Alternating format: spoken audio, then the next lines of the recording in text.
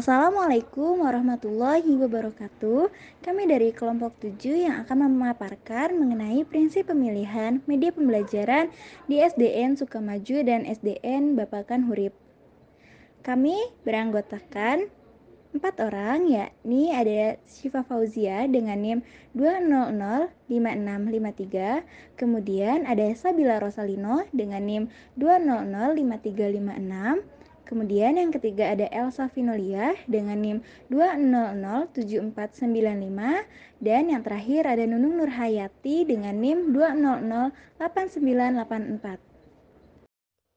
Nah, teman-teman, perlu diketahui bahwa media pembelajaran menjadi salah satu hal yang paling krusial dalam dunia pendidikan, yang mana media pembelajaran ini dijadikan sebagai salah satu faktor pendukung dalam terselenggaranya tujuan pembelajaran yang telah ditentukan bersama. Media pembelajaran ini sebagai salah satu sumber belajar yang akan membantu guru memperkaya wawasan kepada siswa. Namun, dalam memilih media pembelajaran yang akan kita gunakan, sebaiknya untuk memperhatikan pengalaman atau hasil belajar yang nantinya ingin diperoleh dari penggunaan media pembelajaran tersebut. Namun teman-teman, tidak dapat dipungkiri bahwa setiap mata pelajaran mempunyai tingkat kesukaran yang bervariasi. Ada materi ajar yang tidak memerlukan alat bantu, tetapi ada materi ajar yang sangat sulit sehingga memerlukan alat bantu. Kemudian timbullah permasalahan dalam pemilihan media pembelajaran di SD. Tidak sedikit permasalahan dalam pemilihan media pembelajaran di SD disebabkan oleh beberapa hal, di antaranya kurangnya minat guru untuk memanfaatkan media pembelajaran. Nah, dalam permasalahan ini, kurang kreatifnya guru dalam membuat alat peraga atau media pembelajaran yang ia kembangkan sendiri.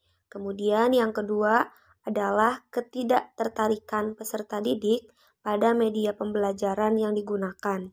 Nah, kadang siswa akan merasa kurang tertarik untuk memanfaatkan media pembelajaran yang digunakan oleh gurunya karena membutuhkan proses yang lama untuk mencerna materi pembelajaran. Dan yang terakhir adalah kurang intensif kepala sekolah dalam memotivasi pendidik untuk menggunakan media pembelajaran. Hal ini dapat menimbulkan ketidakharmonisan antara lingkungan lembaga pendidikan karena terjadi salah persepsi dalam menginterpretasikan tugas dan wewenang masing-masing. Namun di samping permasalahan yang terjadi, ada solusi dari permasalahan pemilihan media pembelajaran di SD. Yang pertama, yaitu melakukan pelatihan kepada para guru dan meningkatkan manajemen dalam pemanfaatan media pembelajaran. Fungsi dari pelatihan tersebut adalah untuk membantu pendidik dalam memperoleh pengetahuan dan keterampilan dalam memproduksi dan mengembangkan media pembelajaran. Yang kedua yaitu mengkomunikasikan rencana pemanfaatan media pembelajaran kepada peserta didik. Hal ini bertujuan untuk memudahkan siswa dalam memahami bahan ajar sebagai bahan ajar. Dan yang terakhir yaitu mengkomunikasikan rencana pemanfaatan media pembelajaran tentunya yang modern kepada pengelola fasilitas media pembelajaran modern sekolah. Komunikasi ini sangat diperlukan sebagai fasilitas media pembelajaran modern menuntut aktivitas pengelola untuk memeriksa berbagai fasilitas media pembelajaran modern yang tentunya dibutuhkan oleh guru sehingga pada saat pelaksanaan pemanfaatan semua fasilitas media pembelajaran modern yang dibutuhkan guru dalam keadaan siap dan baik. Selanjutnya di sini ada pengertian media pembelajaran.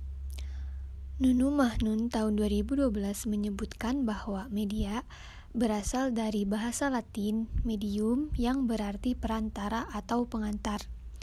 Lebih lanjut, media merupakan sarana penyalur pesan atau informasi belajar yang hendak disampaikan oleh sumber pesan kepada sasaran atau penerima pesan tersebut. Nah, menurut Association of Education and Communication Technology yang dikutip oleh Basyarudin pada tahun 2002, media adalah segala bentuk yang dipergunakan untuk proses penyaluran informasi. Nah, dari pengertian di atas dapat disimpulkan bahwa media pembelajaran adalah alat bantu dalam proses belajar mengajar untuk merangsang pikiran, perasaan, perhatian, dan kemampuan atau keterampilan pembelajar sehingga dapat mendorong terjadinya proses belajar. Selanjutnya, apa itu implementasi? Browne dan Wildavsky mengemukakan bahwa implementasi adalah perluasan aktivitas yang saling menyesuaikan. Setelah sistem informasi yang baru dirancang, sistem tersebut harus diimplementasikan sebagai sistem kerja dan dipelihara agar dapat berjalan dengan baik. Lalu, Penelitian implementasi dalam ini Kamus Besar dilakukan di Bahasa 2 sekolah Indonesia dasar, atau yakni KBBI SDN adalah Sukamaju yang pelaksanaan beralamatkan di Jalan penerapan. Dono nomor 02, Kota Adapun Kaler, Kecamatan implementasi Sumedang Utara, menurut para Kabupaten ahli, Sumedang, Provinsi yaitu Jawa salah Barat, satunya menurut dan yang Usman menjadi pada objek tahun penelitian 2002 adalah yang Kepala mengemukakan SDN pendapatnya tentang Sukamaju, implementasi serta di adalah SDN Babakan Hurip yang beralamatkan di bermuara Jalan pada Pacuan Kuda, aktivitas, Dusun Babakan aksi, Hurip, Kota tindakan, Kaler, atau Kecamatan adanya Sumedang mekanisme Utara, Kabupaten suatu Sumedang, sistem. Provinsi Jawa Barat. Dan yang menjadi objek penelitian adalah stok TU dan Kepala SDN Babakan Hurip. Metode kualitatif menjadi metode penelitian yang dipilih pada penelitian kali ini. Metode kualitatif sebagai metode penelitian berupa kata tertulis dari tingkah laku yang dapat dipahami. Sebuah metode penelitian yang menjabarkan seluruh informasi atau situasi objek penelitian, lalu diamati dan membandingkan dengan kenyataan yang saat ini berlangsung, dan setelah itu memberi solusi dari masalah tersebut, serta dapat menginformasikan kepada khalayak umum sehingga dapat bermanfaat bagi berkembangnya media pembelajaran berbasis digital ataupun berbasis ICT disebut penelitian deskriptif. Selanjutnya, teknik pengumpulan data. Teknik pengumpulan data yang dilakukan peneliti dalam mengumpulkan informasi agar kegiatan lebih sistematis dan mudah dipahami. Pada penelitian kali ini, prosedur yang dipakai oleh para peneliti untuk mengumpulkan informasi dari narasumber yaitu yang pertama ada wawancara, kemudian telaah dokumen, dan sumber rujukan. Yang pertama wawancara. Wawancara merupakan teknik pengumpulan data dengan mengkomunikasikan langsung antara peneliti dengan narasumber. Untuk menggali data secara lisan dapat dilakukan dengan wawancara. Tujuan dari wawancara adalah adanya interaksi antara peneliti dengan narasumber mengenai prinsip pemilihan media pembelajaran di SDN Sukamaju dan SDN Babakan Hurip. Peneliti menerapkan wawancara dengan mengajukan pertanyaan kepada kedua objek penelitian, yakni Kepala SDN Sukamaju dan Kepala SDN Babakan Hurip, yang dibantu oleh staf TU SDN Babakan Hurip. Kemudian, yang kedua telaah dokumen. Selain wawancara, ada pula telaah dokumen yang dilakukan peneliti untuk teknik pengumpulan data. Telaah dokumen adalah pengambilan data yang diperoleh melalui dokumen-dokumen yang diperoleh dari responden. Telaah dokumen dilakukan agar memperkuat kebenaran informasi yang telah dikumpulkan dari bahan-bahan dokumen yang ada di lokasi penelitian. Teknik pengumpulan data dengan telaah dokumen berfungsi sebagai pendukung data-data yang telah didapat melalui teknik pengumpulan data, observasi, dan wawancara. Kemudian yang ketiga ada sumber rujukan. Selain wawancara dan telaah dokumen, ada pula sumber rujukan agar dapat lebih mendukung lagi keabsahan informasi yang telah diperoleh dari wawancara dan telah dokumen. Sumber rujukan merupakan kumpulan bahan pustaka berupa karya-karya referensial yang disusun sebagai alat konsultasi atau penunjuk mengenai informasi tertentu yang dirujuk oleh pengguna yang bertujuan untuk memenuhi kebutuhan informasinya. Sumber rujukan yang digunakan oleh peneliti dalam penelitian kali ini bersumber dari artikel, proceeding, ataupun dari penelitian sebelumnya yang berkaitan dengan penelitian ini.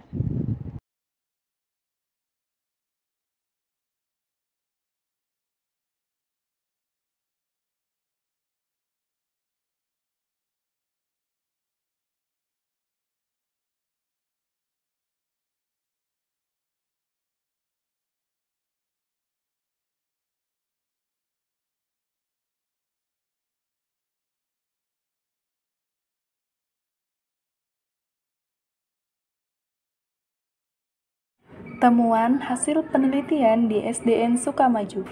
SD Sukamaju merupakan SD berstatus negeri yang sudah terakreditasi A sejak tahun 2019. Rata-rata lulusannya melanjutkan ke sekolah negeri melalui jalur prestasi, namun ada juga yang melanjutkan ke sekolah swasta. Kinerja guru-gurunya pun sudah bagus, terlihat dari antusias ketika belajar mengajar dan dalam melaksanakan kewajibannya. Selain itu, 11 guru di SD Sukamaju sudah sertifikasi, 8 guru sudah PNS, dan 3 lainnya masih honorer. Namun, sarana dan prasarananya berdasarkan ICT belum lengkap, baru ada proyektor. Laptop ada 2, tapi itu pun dipakai oleh operator 1 dan guru 1 untuk urusan administrasi. Speaker aktif ada, TV ada tetapi rusak. WiFi ada baru diperbaiki tapi belum bisa menjangkau ke banyak kelas. Namun sekarang sedang diajukan sarana dan prasarana ICT ke Dinas, Pemda, dan Dinas Provinsi mengajukan laptop, proyektor, dan smartboard. Dana BOS digunakan untuk beberapa alokasi seperti untuk belanja modal, belanja pegawai, dan belanja lainnya. Guru-guru di SD Sukamaju sering diikutsertakan oleh kepala sekolah untuk mengikuti seminar atau workshop. Semua guru oleh kepala sekolah dibagi-bagi untuk mengikuti pelatihan agar semuanya merasakan dan semuanya terlatih. Agar nantinya bisa diaplikasikan dan diimplementasikan dalam proses pembelajaran. Dalam menentukan media pembelajaran yang akan digunakan, sebelumnya harus dikonsultasikan dan dikoordinasikan kepada guru-guru yang lain agar nantinya tidak saling berebutan. Pertimbangan selanjutnya adalah dari kemampuan kompetensi gurunya. Misalkan, ada guru yang kurang menguasai ICT akan diberdayakan oleh guru yang lainnya, jadi nantinya akan saling membantu satu sama lain. Untuk media pembelajaran sendiri sudah dianggarkan dan diwajibkan oleh sekolah, tidak boleh memungut dari siswa. Pandangan guru-guru terhadap pembelajaran berbasis internet ketika pandemi sangat mendukung sekali.